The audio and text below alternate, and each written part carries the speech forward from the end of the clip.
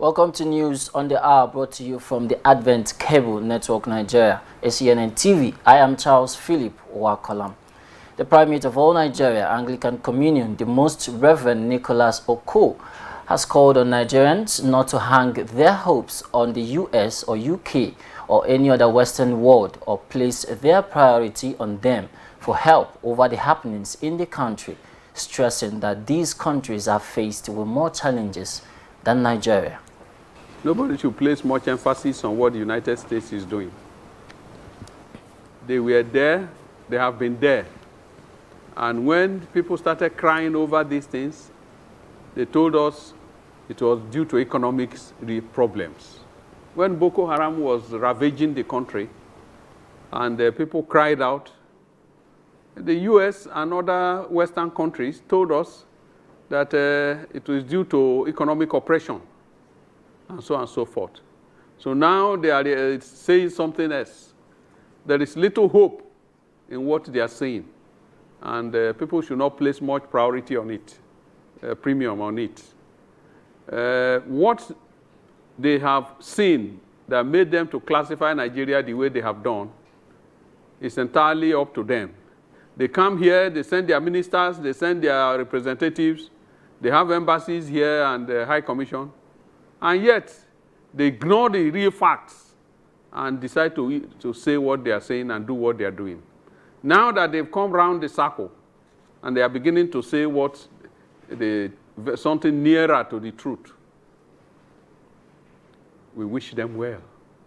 But nobody should hang his hope on the US or UK or the Western world, because they have problems far more than we have here, and they cannot spare anything to come to help you. So I don't know what makes them to classify Nigeria the way they do. If they think that just putting it on paper is enough, then they are grossly mistaken. Paperwork has always been there. It has never helped. It has never solved any problem. A stable family and a life of contentment are prerequisite for a successful ministry. This revelation was made by His Lordship the Right Reverend Ephraim Okechukwu Ikako of the Anglican Diocese of Amici. Bishop Ikako made this revelation while addressing a gathering of church workers and their spouses during the 2019 end-of-the-year get-together held recently at the Bishop's Court, Amici, in Nnewi South local government area of Anambra State, where he charged church workers to make every necessary sacrifice to keep their family healthy and happy. My motivation is simple. The scripture made it clear that a worker deserves his wages. We're not paying them wages, but they need encouragement. Being the bishop, I understand the difficult terrain our priests work in this diocese. Very peculiar congregants and congregations. We are trying to bring up to know their responsibilities towards their priests, and also to know the place of the laity in growing the church and making the church move forward. Every responsibility is almost heaped on the head of the priest. So having borne such great pressures, depression and misconceptions, we said no, we are shepherds. No matter how difficult things are, we must encourage these men. So our motivation is one, they deserve to be encouraged. Two, that we know the environment they are pastoring. Speaking to newsmen after the event, the diocesan said that he was motivated to organize the annual get-together for church workers and their spouses to cushion the harsh effects of the current economic realities. He believes that such gestures will motivate church workers to be more committed to their work.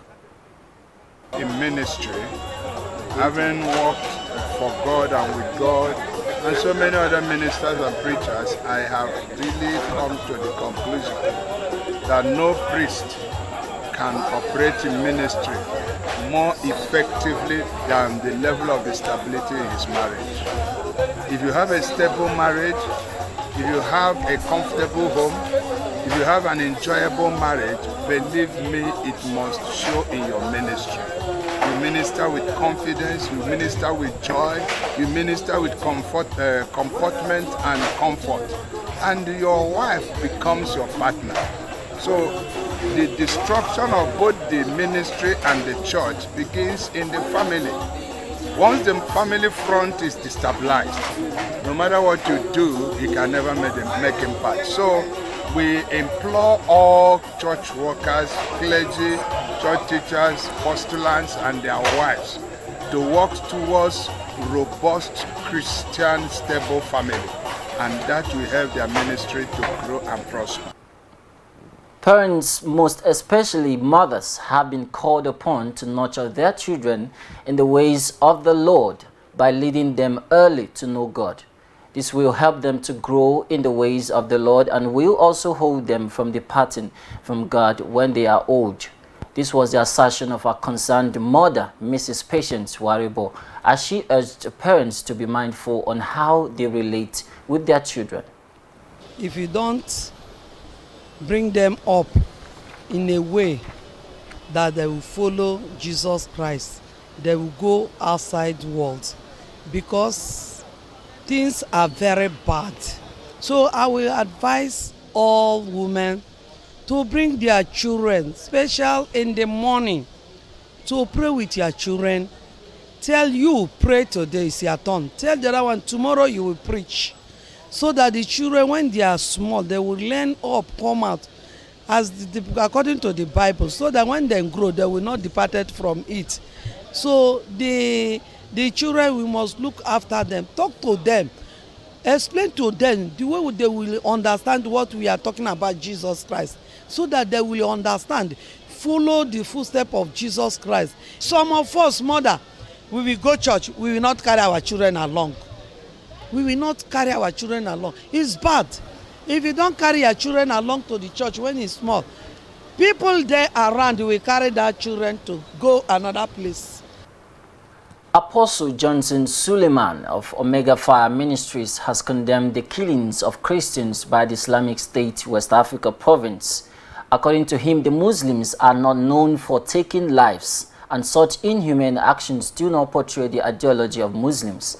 It was reported that Christian captives were executed by the Islamic State West Africa province during the week. The execution has been condemned by both international and local bodies, while some people have also totally assigned the responsibility for the unfortunate situation to Muslims. Apostle Suleiman added that the Quran is not in support of killing, but peace. Hence, any true Muslim will not take lives of anyone. Meanwhile, Cardinal State Chairman of Christian Association of Nigeria, ACNN, Reverend Joseph Hayab, has said that the church in Nigeria is undergoing real persecution. He noted that many Christians have been kidnapped and are being kidnapped on a daily basis, especially in the northern parts of the country. Reverend Hayab, while making his views known on the situation Christians found themselves in the north, expressed dismay that many church leaders are afraid of speaking out the truth of what is happening for fear of the unknown. As he explained, as a Christian and in particular as church leaders, you must be known with telling the truth of what is happening in the society, so that the leadership of the country, if it is a listening one, will be able to amend itself to the reality of life. He called on Christians to stand for the truth, so that they can be heard by God anytime they cry out unto the Almighty of all manners of all evil being perpetrated in the society. Still to come after the break, China indicated deepening persecution of Christians, including closing of Sunday schools. These and many more after the break. Please stay tuned. Prayer Convocation and Ministers Fire Conference 2019. The Anglican Communion of Ughelli Diocese presents a 3-day power-packed explosive prayer convocation and Ministers Fire Conference Thursday 2nd to Saturday 4th January 2020. Theme: It is I. Be not afraid. John 6:20. A time to pray for families, communities, the marginalized, and the nation Nigeria. Featuring salvation messages, prophetic declaration, divine healing, deliverance ministration, and lots more. Speaker, the Most Reverend Friday Imahai, PhD, the Archbishop of Benda Province. Guest preachers, Venerable Dr. Israel Omosioni, JP, the Right Reverend Robinson Godwin Adeye, Right Reverend Moses Taboaye, Chief Host, Right Reverend C.O. Odutemo, PhD, JP, the Bishop of Ughelli Diocese, Anglican Communion. Date Thursday 2nd to Saturday 4th, January 2020. Venue, AGGS Schoolfield, Ughelli. Time 8 a.m. daily. Venerable J.A. Mukoro, JP, Diocesan Missioner, Coordinator. For further details, call Reverend Akimo on 0803 645 5856. Be there. Thanks for staying tuned. For more on our top stories, please visit our website at acnntv.com or youtube.com/ACNNTV. To be up to date with our news and other programs, download the ACNN app for Android from Google Play Store. Now to the international scene. Following the rebranding of ACNN-TV, unveiling of our new logo and the dedication of our new head office and studio, bishops from the Convocation of Anglicans in North America have sent congratulatory messages to the board, manager and the entire staff of ACNN-TV. The Right Reverend Felix Orji, the missionary bishop of the Convocation of Anglicans in North America, CANA, who is also the diocesan bishop of the Anglican Diocese of the West, says he is very pleased that ACNN is now Advent Cable Network Nigeria, saying it is an excellent decision indeed that will have better service and financial impact. Also sending messages is the bishop of the Anglican Diocese of the Trinity, ADOTT, the Right Reverend Amos Fagbamie, through the Diocesan Director of Communications, Reverend Canon Sunday Bolarin. In the letter, the bishop and the people of the Diocese of the Trinity expressed confidence that the outcome of the rebranding will better the institution. They used the medium to express their desire for more robust relationship with ACNN-TV. China has indicated deepening persecution of Christians, including closing of Sunday schools and replacing the 10 Commandments with slogans from Communist Party leader President Xi Jinping. Chinese authorities have reportedly become nervous about the rise of Christianity and the protests in Hong Kong, in which Christians have played a key role. Official estimates put the number of Christians in China at 30 to 40 million, but the persecution watchdog named Open Doors estimates there are up to 100 million believers. China is forecast to have the world's largest population of Christians by 2030, overtaking the United States. Church leaders say it is part of eroding Christian doctrine in the official 3 self-churches, which can be blacklisted or shut down if they don't display the messages. Another report says the Communist Party has begun to restrict Christian activities for children in line with a long-standing law against religious conversion under the age of 18. Police stations have even been given quotas that reward them for the number of Christians they arrest.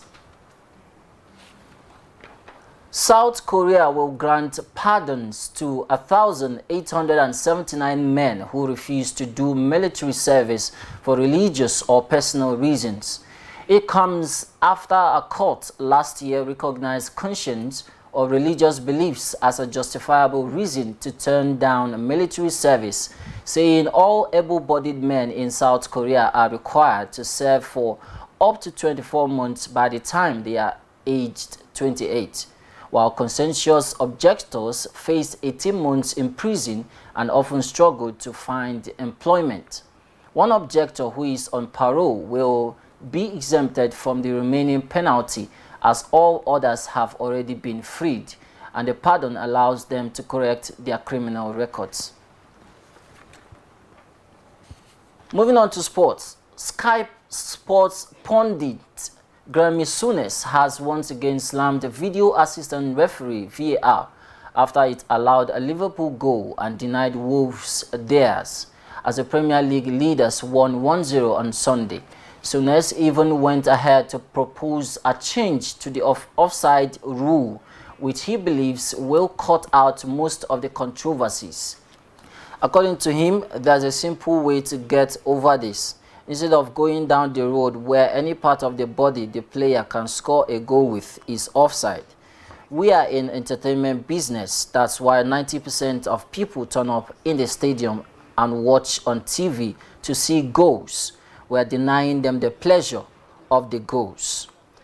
Then if a team concedes a goal, they have to become more adventurous. They have to start chasing the game, so the chances are you'd see more goals.